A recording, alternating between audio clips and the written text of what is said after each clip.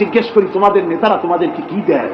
দেয় অস্ত্র, দেয় টাকা, দেয় নারী ভোগ করার জন্য পয়সা, তোমাদের চরিত্র ধ্বংস করার জন্য সব রকমের হাতিয়ার তুলে দেয়।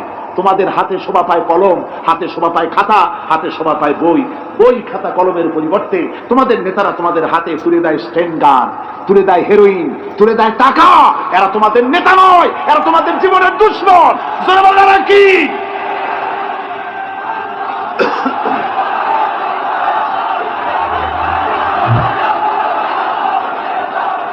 আমার যুবক ভাইয়েরা, আমার কলেজ ইউনিভার্সিটির ছাত্র ভাইয়েরা, একটুখানি মাথা খাটায় চিন্তা করো।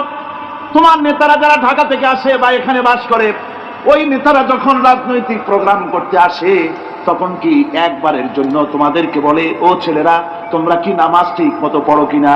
বলে? এই যে রোজা আসতেছে, খবরদার বাবারা তোমরা রোজা রেখো।